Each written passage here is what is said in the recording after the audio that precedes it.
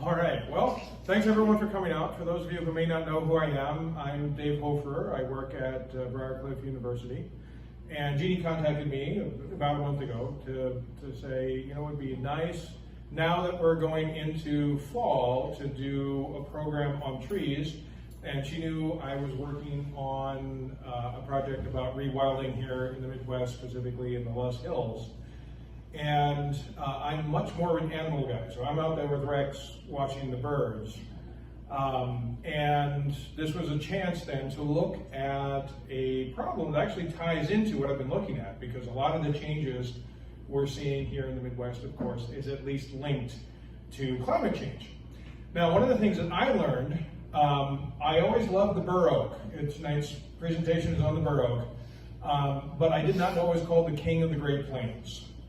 So tonight we're looking at the decline of the king of the Great Plains and what we might be able to do about it. So, if you know what a bur oak is, this is the bur oak, of course, in winter, and they're wonderful trees because they can be, 80 to 100 feet tall, and they can be almost as wide. Their canopy just spreads out at least 60 to 80 feet once they're mature. A 20-year-old bur oak can be up to 60 feet tall, and they seem to grow a little bit slower after that. But they can live 3 to 4 centuries easily. In fact, when I was looking for pictures to include in the slide, I found one that is known to be 400 years old and is obviously still going strong. So they can live longer than 400 years. The bur oak is often called the white oak. If you buy wood, some of what's marketed as white oak wood is actually from the bur oak. And the bur oak, by board feet of lumber, is the second most economically important tree in Iowa. So it's very, very common and very important economically that way to Iowa. And as you can see here, I threw in that little factoid at the bottom. The largest acorns of any of our North American oak species is the bur oak. So I did not know that either before I started to research this. There are over 600 oak species in the world. I did find that there are at least 12 native oak species in Ohio, which is part of the Midwest, so it's more than 12. So, what makes the bur oak special? Why should we care about the bur oak? Besides the fact that it's a living creature, and we really ought to care about living creatures to begin with. The first thing here is the bur oak is shade intolerant. In parentheses there I put medium, because technically scientists classify it as a medium shade intolerant species, which means it can grow as part of forests, but it does not like dense canopies. So if acorns fall down in the forest and there's a fairly close canopy above it, those acorns, if they sprout, they're going to die. Plus, it's been noted that bur oaks, when they're young saplings and they're growing up in the close presence of other species of trees, the lower branches begin to be shaded out and die right away, and the rest of the tree follows not long thereafter. So the bur oak is a tree that really likes only partially closed canopies, and particularly likes just tons of sunlight. And I'll get into that in just a minute.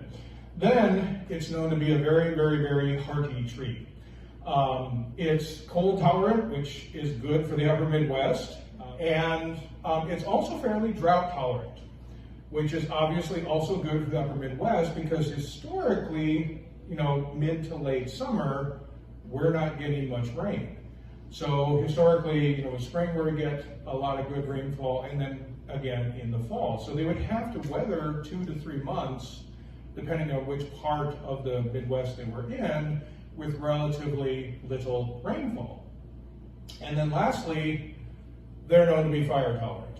So you can set fires and it's not going to hurt them because they have a thick bark. And in fact, how thick is it? Up to about 3 inches thick. And it's the outer bark that is not living. And so it essentially shields the inner living part of the bark. Okay, it shields the inner living part of the bark from the heat of the fire. as long as the fire doesn't become too intense. If you get a canopy fire, then it's burning the tops of the trees, and then if it's a mature tree, the mature tree will die. But how fire tolerant are they? Well, as you can see here, bur oaks can produce what are called grubs. And no, these are not insects. Grubs instead are these little gnarled things that are kind of right at the soil surface. If a young bur oak is growing and fire comes through and basically kills the young sapling off at the top, the roots may not die. And if the roots don't die, they can essentially form a scar.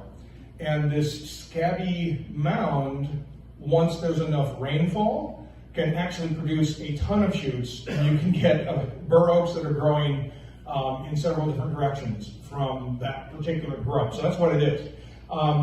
It was described as a scabby baby tree lump. And I thought, if anyone here is forming a band and you need a name, I guarantee you no one else in the world has ever thought of that name. So here's the other thing, is that, as I said, if the roots don't die, sometimes the roots can actually produce a new tree again, or there's actually other types of living tissue that are part of the roots, and so they can grow up from underground stem tissue or even from what are called adventitious buds.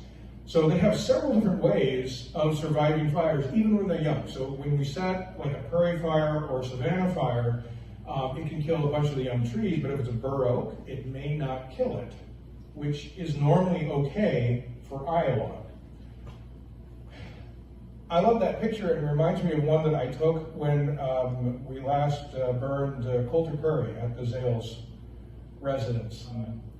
That is a burn of an oak savanna, properly named, in Van Buren County in Iowa. And as you can see, bur oaks not only are resistant to fires, they promote fires. One of the ways they promote their fires is because when their leaves actually drop, their leaves are very thick and they're also curly.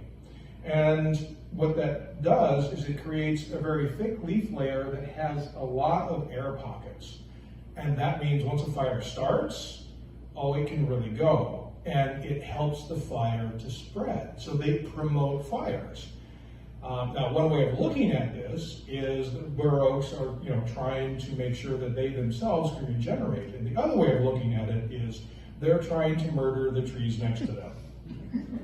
But that allows them to grow, because otherwise a forest comes in and then the bur oaks get shaded out and the young oaks can't grow anymore. So this is how they can propagate themselves. But historically, this also helped to make sure that we have prairies in Iowa. And as you can see here, their leaves are so thick, so robust, that they can last through the winter.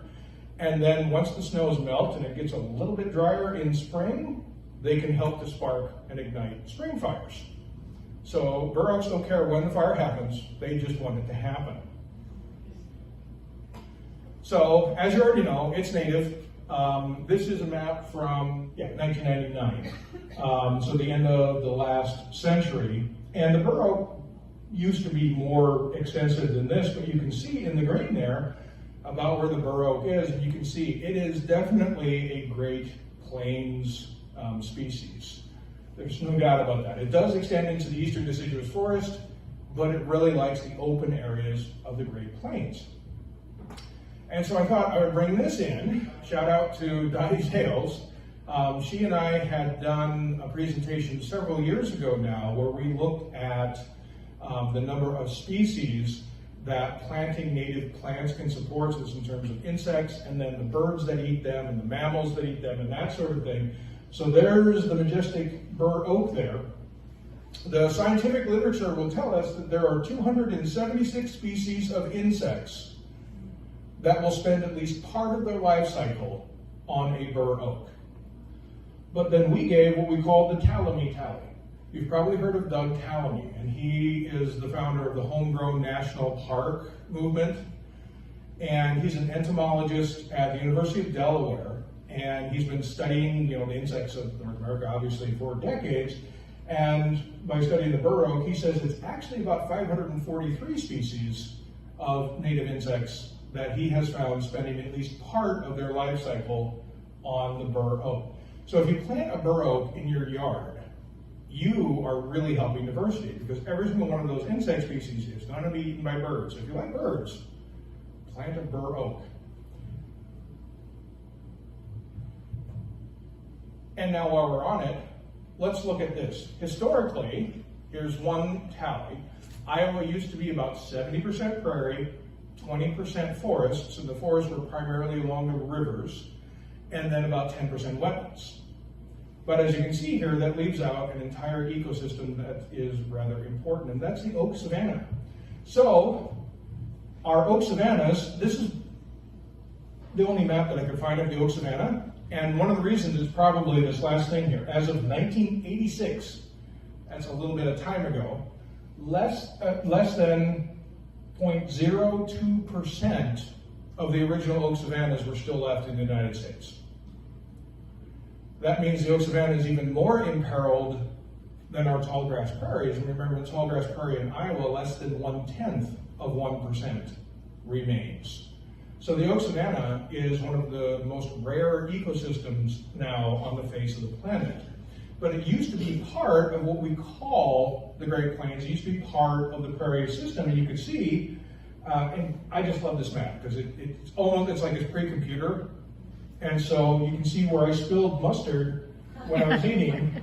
That's where it was up into Iowa. And then when I spilled the ketchup, this was a different oak savanna on the West Coast system, right? And where the pickle dropped, you had it down the grasslands of Arizona, New Mexico, and then northern Mexico.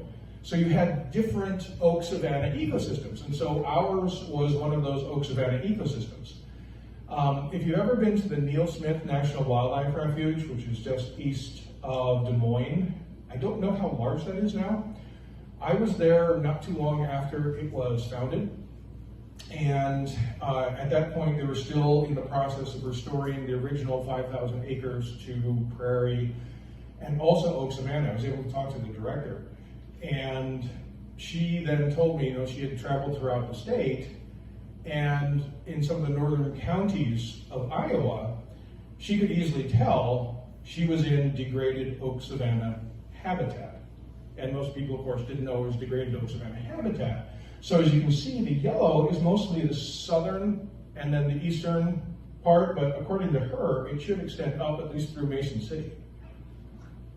So maybe it's only the northwestern part where we didn't have quite as much oak savanna. Now, what is oak savanna? Well, oak savanna is, yes, it can be different species of oaks. The bur oak is one of the main ones. And they would provide shade for a lot of other species and obviously habitat for species. But they would grow up largely in the full sun. And then it would be what looks like prairie that dominates most of the area. So think of like the African savanna where you see the cheetahs and the lions. You got little clumps of trees here, and in between you got all kinds of grasses. But why the oak savanna is special is there's also a group of savanna specialist species that need that ecosystem. So it's this amazing area where you get some forest species that like the oak trees, you get a lot of prairie species, and then you get some specific savanna species as well. And so the bur oak turns out to be rather important for all of these. But the bur oak is in decline. So before I show you a little bit about the types of decline that it is in, why would it be in decline? You've probably heard many times, a severe storm comes in, and the question on a lot of people's minds is, well, I mean, how can you actually tie that to climate change? Because climate change is happening. So the folks who call themselves climate change skeptics, but whom I call climate change deniers, they have to show that those storms would have happened in the absence of climate change, because we don't live in the absence of climate change, right? So it's like we ask the question backwards. We don't have to prove that climate change is happening, because that's a matter of measurement. We've known that for 4 decades now. So it's time to move on to, of course, things are happening due to climate change. There are statistical ways that scientists have tied individual storms to it would not have been as severe without climate change, that sort of thing, but we don't need to go into that. What is climate change doing to the upper Midwest? The main thing that I want to talk about in terms of climate change in the upper Midwest is it's one, become wetter, and two, become drier. Now, how in the world is that possible, right? So the reason it's become wetter, well, you can see here, frequency of major heat waves has increased over the last 6 decades. But notice extreme rainfall events and flooding have increased over the last century. Okay, that sounds like it's become wetter, but this is the one, the rapid transitions. So it turns out that for trees and for plants in general, the average precipitation during the entirety of the year doesn't really matter. What matters is how much precipitation does it get on average every week of the year, right? So if we have a lot more rainfall in the spring because instead of having a nice good soaking rain, we now have storms, that means we got more rain in the spring. But then what happens? And we saw this over the last 6 years, it transitions to drought, right? And this year the rains continued. But since 2019, the last time we had the rains continuing, we've been in moderate to severe drought throughout much of Iowa. That's what has happened. So when rain falls, it tends to pour. And when it stops, it tends to stop for an extended period of time. So we get this swing back and forth between drought and flooding, drought and flooding. The problem is extreme rain events also cause stress on plants, and then drought causes stress on plants. So you have two stressors there, and they don't really get relief from that. That's the problem. So, what does this do to other stressors for the plants? Because generally, the decline of the bur oak has been tied to the extended and more frequent droughts here in the Midwest, but that's not what is killing them off. It's sort of like us, if you're overworked and and you're really stressed, you are more likely to get sick. Same thing for plants. That's really what's going on. So there are various pests that have expanded their ranges and or become more prevalent in the Midwest in the last couple of decades. There are some insects. They've been primarily affecting other tree species like the emerald ash borer. You've all heard of that. As of 2 years ago, it's now been confirmed in 97 of our 99 counties, so I'm sure it's probably in all 99 counties now. But it's the fungi. The fungi have been expanding, and a couple of the fungi are native here to the Midwest, and another one was native to the southern states and is now in the Midwest. So, I don't know if you've ever seen these. These are cankers that are on, this is a fallen oak log, obviously, and that's from the University of Illinois Extension. And what happens is there are two species of native fungi here to the Midwest. And as you can see, Biscogneoxia atropunctata, at least that's my attempt at it, and then B. mediterranean. That one's easier, Biscogneoxia mediterranean. So they cause cankers. And what happens is when you see a canker on an oak tree, that means that the fungal infestation is at an advanced stage. And what these do is early on, it looks like the top, it's a tan canker. And that indicates the fungal disease is at an advanced stage, but it's probably not yet to the stage where the tree is dead. Then it turns to shiny silver, and then finally it's jet black. And when it's jet black, pretty much at that point the heartwood is dying and the tree is on its way out. As you can see here, these guys can actually break down the cellulose and lignin. Well, that means wood. So they can actually break down the inner parts of the tree, and at that point the tree has no possibility. So what's going on here? Well, this is a photo from Nebraska Public Media, and as you can see, this tree in the foreground is dead. This tree is mostly dead. Over here on the right, you can see a couple trees that are dead. That's an area, in fact, Notice that's an area of soil, that's an area of soil, soil. Yeah, that's where the bur oaks used to be. So that is an area of eastern Nebraska near, I believe it's Mahoney State Forest, where they've actually removed dead trees. And they had to do that due to these cankers. And you can see the browning of bur oak trees in Iowa was already documented back in 2007. And they weren't entirely sure why that is. Now, this was browning of the leaves, so it's a little bit different, but they did test it for oak wilt, and oak wilt is another fungus that is known to kill a variety of oak species, including bur oaks, but it's not as prevalent in bur oaks. That was not the cause of it. They weren't sure. They didn't know if it was another fungus. They didn't know if it was lace bugs, but Mahoney State Park, eastern Nebraska, we know it's those two fungi. And the big dieback in Mahoney State Park was only noticed in 2023. But the way that these things develop in trees, it's possible that then this has been developing for years and the tree has attempted to fight it off. It's just that trees produce chemicals after photosynthesis that act as their immune system, that allow them to fight off these fungi, and they're not able to do that under prolonged drought conditions, meaning they just couldn't fight off the fungi anymore.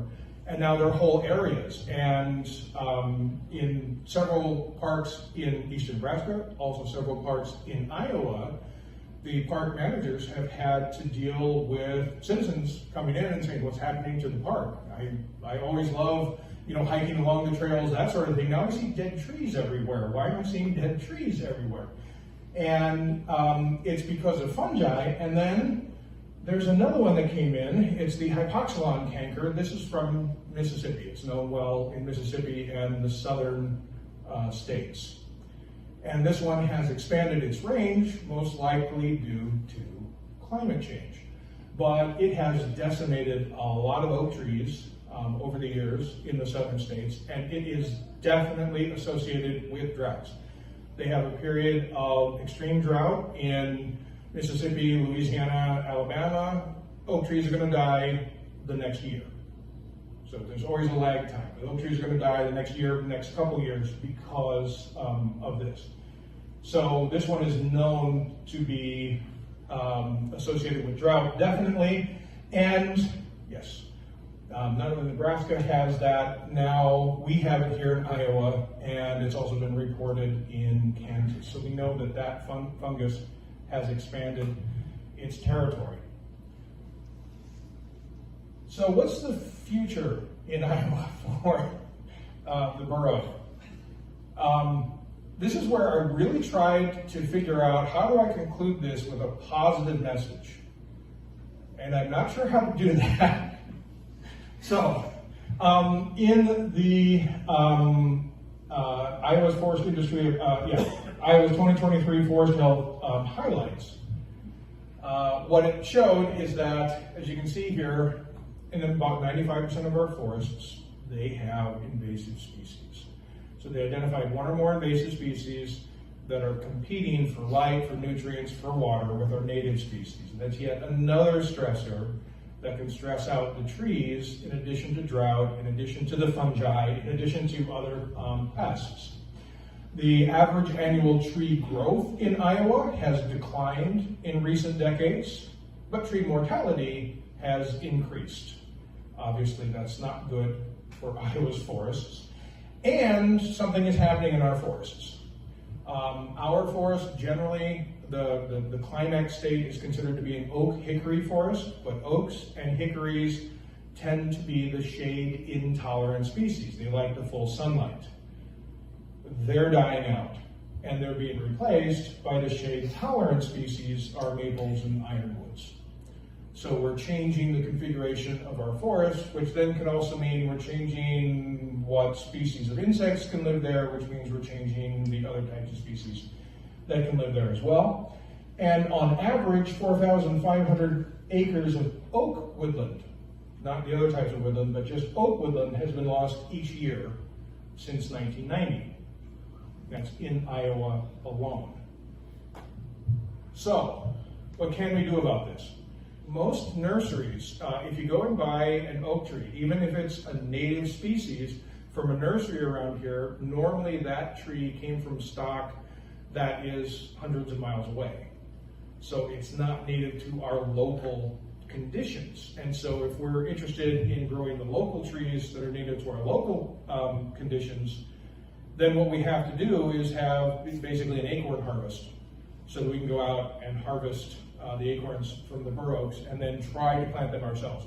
Now, it's really, really important then that we advocate for policies to reduce the deer herd. I know a lot of hunters don't like that, and we even recently had comments on a different talk I was on that the deer are way down in Iowa, which is good news for most Iowa species. Most of the trees from here east do not regrow in the United States. And the reason they don't regrow is because the young saplings are like candy to the deer. New growth contains more protein, they get more nutrition, and so they love eating up all the new growth. As the old oak trees die, normally there are no middle-aged to young oak trees to replace them. What's replacing them are the invasive species. Or, if we're lucky, different native species like the maples and the ironwoods. And then, of course, the last thing I would say is, let's vote for representatives who take science seriously, who understand that climate change is actually happening, that climate change is having these effects, that the entire climate of the Midwest has changed over the past few decades. We get a lot more downpours, and we get more extensive periods of drought. And it's those extensive periods of drought that actually cause all of the problems for our native oak trees, but also for other plants. And since all animals ultimately depend upon the plants, it causes problems for just the native ecosystems in general here. So let's advocate for policies to help mitigate climate change. The bur oak, given its decline, it looks like we have about a century and a half at current rates. And in about 150 years, the bur oak will no longer be a species in Iowa if it continues the way it's currently going. So I'm sorry, but that was, I said, I tried to end on a happy note. I couldn't find a happy note for the bur oaks. It's in decline, we have to reverse it. So let's just say there's woodland with oaks, and you can see, out where there's more sun, you can see where some of the acorns have turned into small trees. They might have a chance, the smaller trees might have a chance. So in other words, they're already there. The problem is what I've seen is that usually wherever you look where the older trees have died, there are not the small trees there waiting to replace them. That's the problem. Because they had not found, it was too shady and they weren't able to root and become small trees. Exactly, yeah. Like even in like some of these parks, when they cut down some of the old trees, they noticed that sometimes there were a couple sprouts that seemed to come from the root system of the old trees. So they might come back. Bur oaks are very, very hardy that way, and so hopefully they will come back.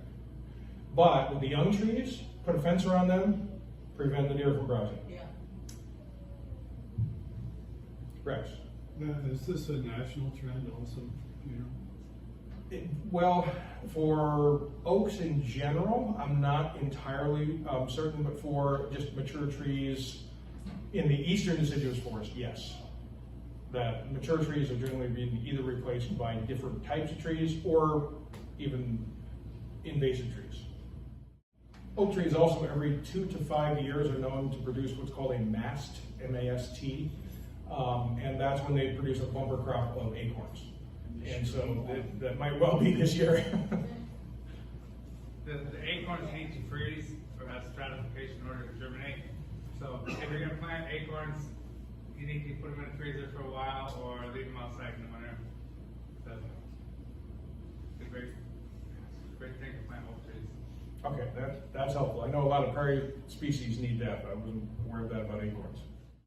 I'm not a scientist, but I always thought fungi was, and used, their purpose was to get rid of trees that have died. And I never knew that fungi can also cause the death of a tree. How common is that? So the question is, how common is it for fungi to cause the death of the tree? And the answer is, it's become more common. So a mature tree that is like in normal ecological conditions, pretty much it fends off the fungi. But it's sort of like if we have like someone who gets chemotherapy, their immune system is depressed, they're open now to a lot of diseases that they otherwise are not open to. The same thing happens with our oak trees and other species as well.